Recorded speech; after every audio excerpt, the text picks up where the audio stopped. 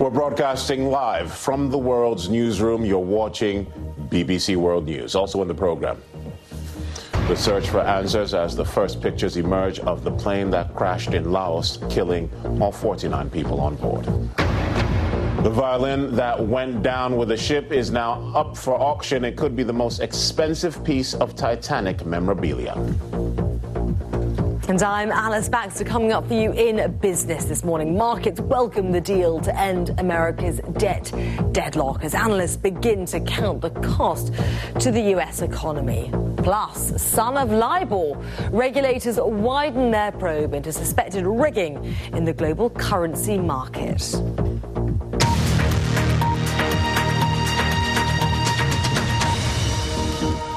But first, the deal came with only hours to spare, but the U.S. Senate and House of Representatives have both passed legislation that averts the U.S. defaulting on its debt and ends the government shutdown.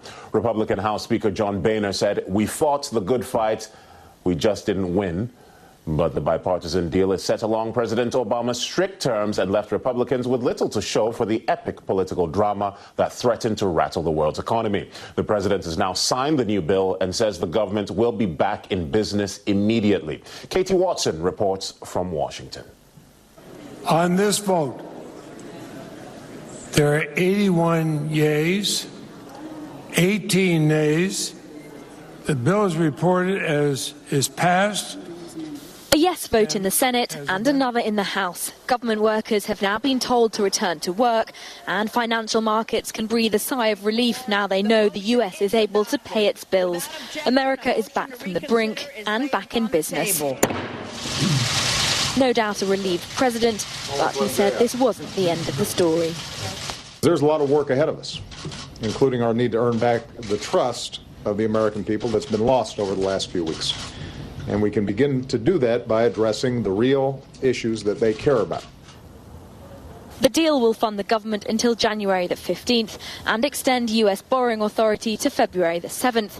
It would also set up a panel of politicians to draw up a longer-term budget deal, one that President Obama hoped could be agreed upon more amicably. After attempts by Republicans to include big changes to the healthcare law, they accepted a big climb down. The bill only includes a tightening of restrictions for people eligible for subsidies under the Healthcare Act. One of the most vocal critics of this debate remained deeply opposed to the new bill. This deal kicks the can down the road.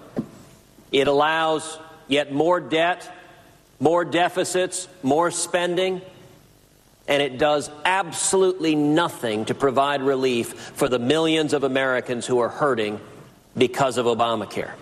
The fact that the two sides have found a way forward comes as a relief not just to the politicians here in Congress, but to the whole world worried about the implications of a political stalemate.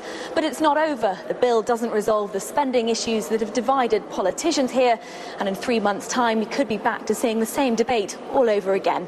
Katie Watson, BBC News, Washington. Okay, so the fight is over for now in Washington. Perhaps a sigh of relief around the world.